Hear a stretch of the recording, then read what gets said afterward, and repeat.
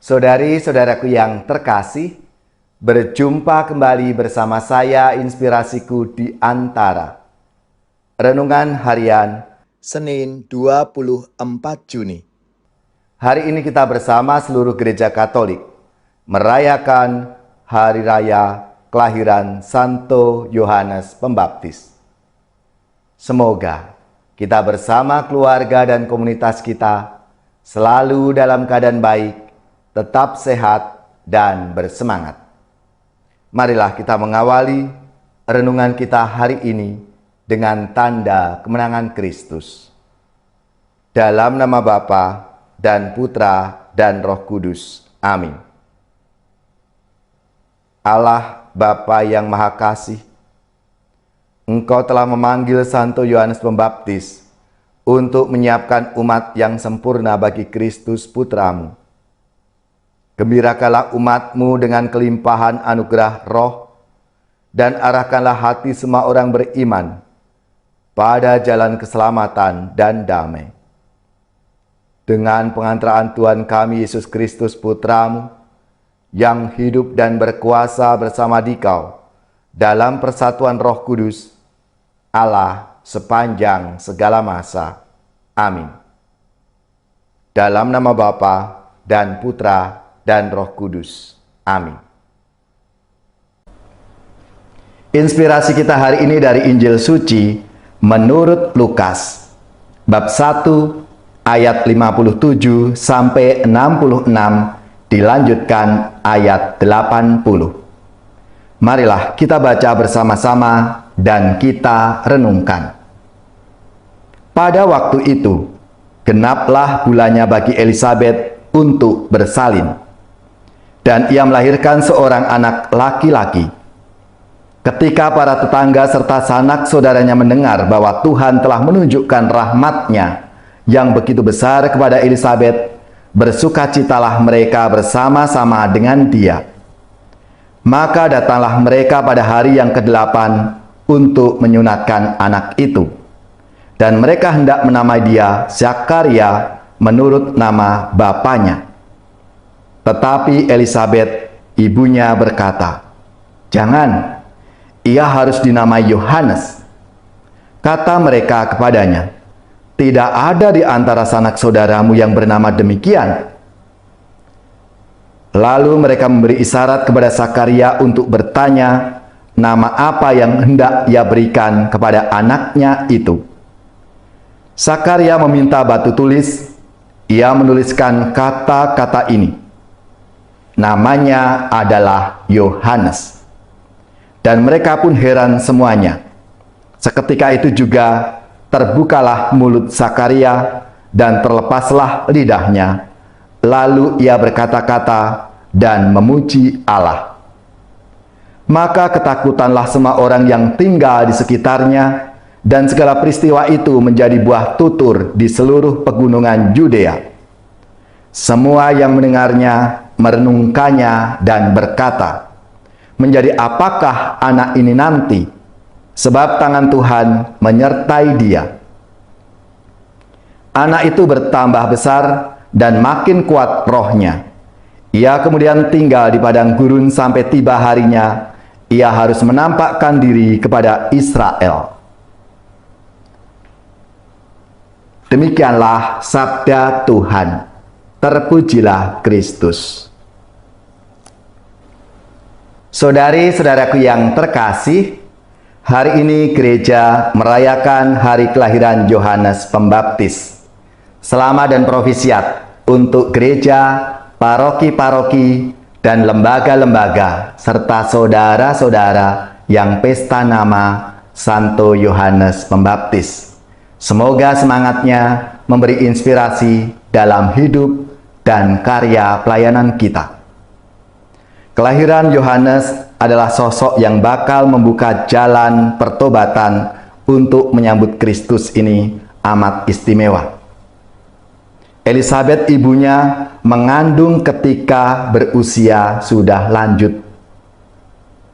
Selain itu, ketika Maria mengunjungi rumahnya, Yohanes yang masih dalam kandungan itu melonjak kegirangan. Tidak hanya berhenti di situ, Ketika ia telah dinamai dengan nama Yohanes menurut penuturan ibunya, seketika itu juga terbukalah mulut dan terlepaslah lidah Sakaria, ayahnya, sehingga ia bisa berkata-kata dan memuji Allah. Saudara-saudariku yang terkasih, dalam peristiwa kelahiran Yohanes ini, kita melihat pekerjaan besar Allah sungguh nyata. Allah menunjukkan kepada dunia pekerjaan-pekerjaan yang ajaib yang melampaui nalar kita umat manusia. Allah memakai Yohanes untuk menyiapkan jalan keselamatan yang selalu Allah tawarkan. Dari pihak Yohanes kita belajar bersukacita menyambut Tuhan yang datang dan hadir menyertai kita. Ketika dalam kandungan ibunya ia melonjak kegirangan, tentu bukan karena sosok Maria saja, melainkan sosok dalam kandungannya, yaitu Yesus Kristus. Saudara-saudariku yang terkasih, Yohanes sebagai nabi diberi tugas mulia, yaitu mempersiapkan dunia akan kedatangan Mesias. Ia berseru-seru agar umat manusia bertobat sebagai persiapan batin menyambut Sang Kristus. Dan Yohanes sangat komitmen dalam tugas perutusannya itu. Hati dan pikiran Yohanes tertuju pada Mesias. Dia tidak mau mengambil kesempatan untuk kepentingan dirinya sendiri, tetapi melulu tertuju kepada Kristus. Dan ia mengatakan, ia harus semakin besar, tetapi aku harus semakin kecil. Saudara-saudaraku yang terkasih, Yohanes Pembaptis adalah orang yang tahu dirinya, dan ini tentu sangat mengesankan.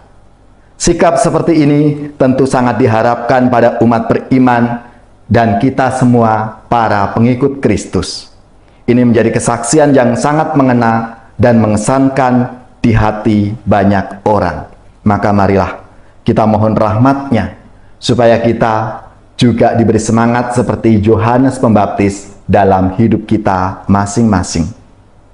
Ya Tuhan, tumbuhkanlah iman, harapan dan kasih kami kepadamu, sehingga kami selalu bersukacita dalam iman akan Engkau, Allah yang hidup dan setia.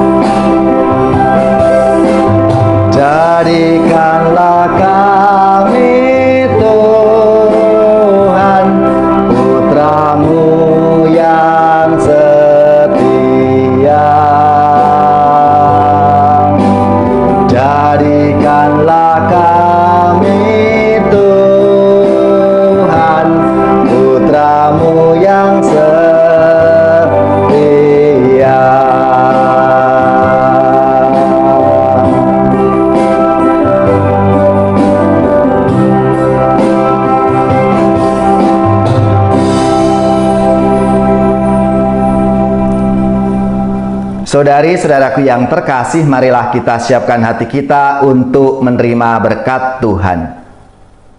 Semoga saudara-saudari sekalian, keluarga-keluarga komunitas kita, orang-orang yang kita doakan, mereka yang sakit, yang menderita, seluruh tugas, belajar, pekerjaan, usaha, serta karya pelayanan kita, dibimbing, dilindungi, dan diberkati oleh Allah yang Maha Kuasa, Bapa dan Putra dan Roh Kudus. Amin.